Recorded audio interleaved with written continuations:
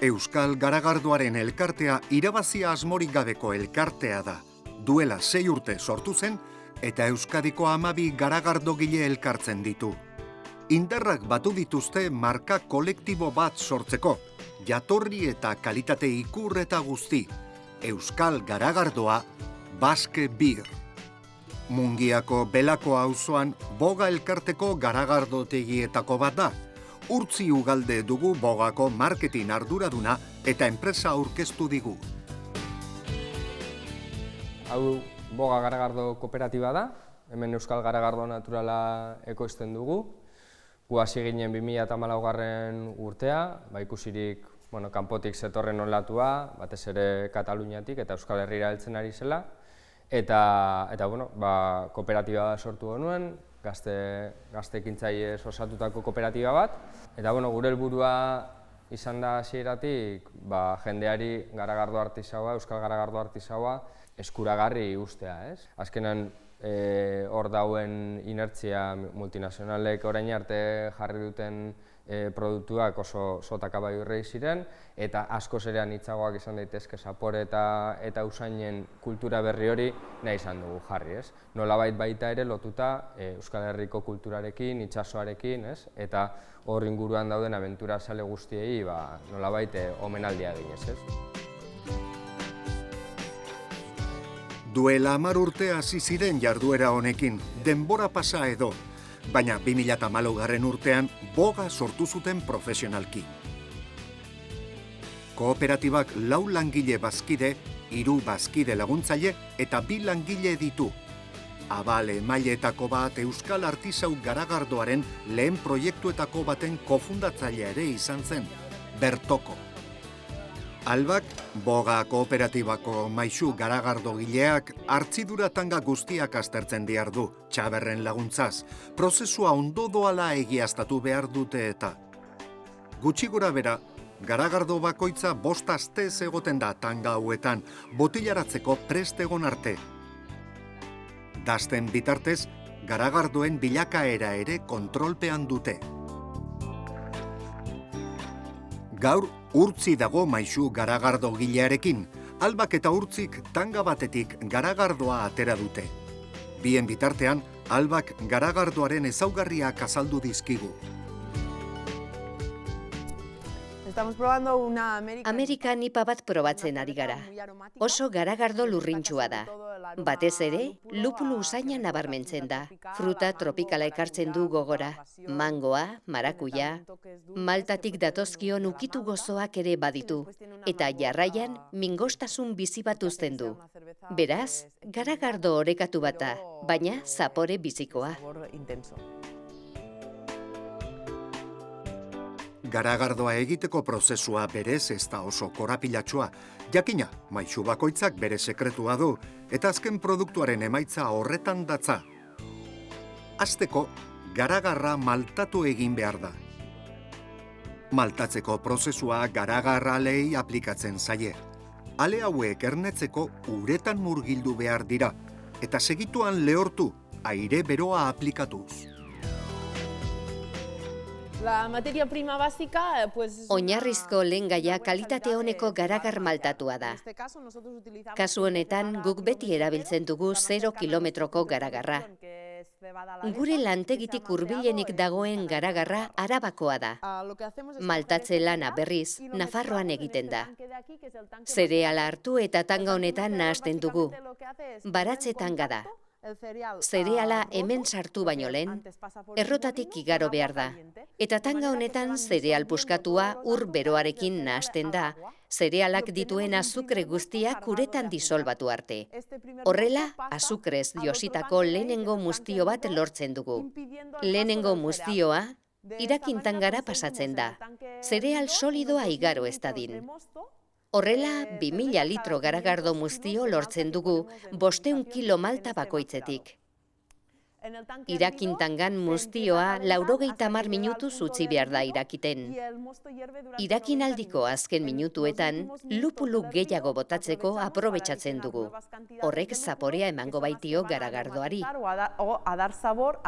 Malta, tofe edo karamelu zaporeak lortu nahi ditugunean, garagar maltatu mota batzuk erabiltzen ditugu, karamelizatzeko.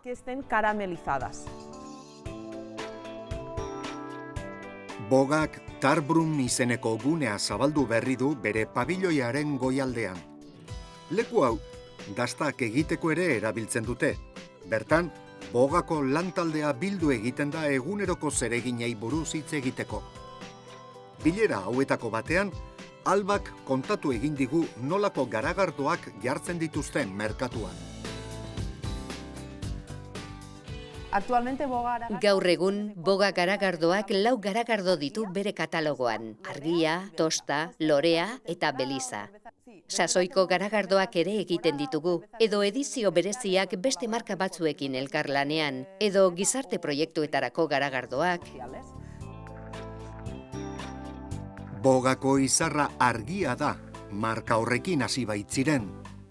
0 kilometroko garagardoa da erabat, izan ere, kooperatibak lehentasuna ematen dio bere garagardo guztietan gertuko lehengaiak erabiltzeari. Argia, garagardo emblematiko bat da. Merkatura atera genuen lehena delako. Artisau garagardoa, oraindik probatu ez duten kontsumitzaileen artean, zubi moduko produktu bat izatea nahi dugu.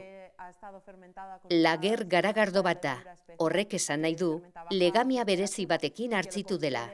Beraz, ohituta gauden garagardo komertzialetik, hurbilago dauden lurrinak eta zaporeak ditu. Gainera, produktu hau etxeko izarra da, 0 kilometrokoa data. Muztioa egiteko Arabako malta erabiltzen dugu, eta ziurtagiri batek trazabilitatea ziurtatzen du. Produktu hau egiteko erabiltzen dugun malta guztia, Arabako soroetatik datorrela ziurtatuta dago beraz. Neikerrekin, Jataondo landa garapenerako elkartearekin eta eskualdeko ekoizleekin batera, Boga saiatzen ari da ingurutako 2 gari barietate berreskuratzen, bere garagardoetan erabiltzeko. Proiektu bat aurkeztu dugu, eta Uribe kostan onartu dute. Proiektu honi esker, lanean hasiko gara hango nekazariekin, denon artean 0 kilometroko garagardo bat egiteko. Maruri Jatabeko nekazariek antzin-antzinako gari mota batzuk ekoizten dituzte, eta gari horiek erabili nahi ditugu. Bere aldetik Urtzik Baske Birri buruz hitz egin digu. Gustoko deritzonaren azken edizioan aurkeztu zuten, Bilbao Exhibition Centerren. Basbir marka kolektibo bat da, marka bereizgarri bat da.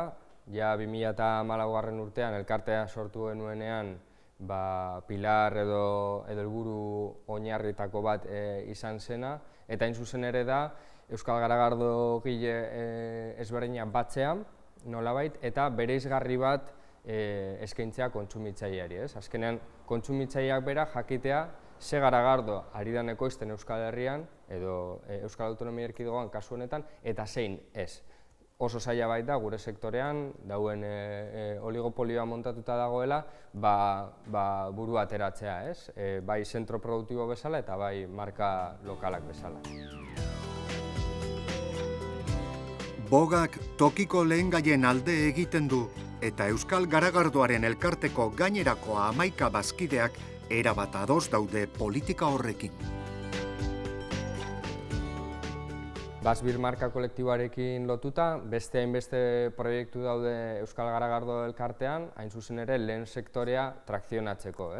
Helburuetako bat baita, azkenen lehen gaiak eta hornitzaileak ahalik eta gertukoenak izatea, eta trazabilitate hori bermatua izatea, eta horretarako, bai binkulatzen da nola edo hala proiektu honekiko, eta Euskal Garagardo elkartean gauden guztiok bat egiten dugu lehen sektorea trakzionatzeko iniziatiba berriekin. Edaten dugun garagardoa Euskadin ekoitzia dela ziurtatzen du ikur honek. Artisau teknikak eta tokiko lehengaiak babesten dituen ekoizpen eredu hau erraz identifika dezakete kontsumitzaileek iruzurrik egon ez dadin.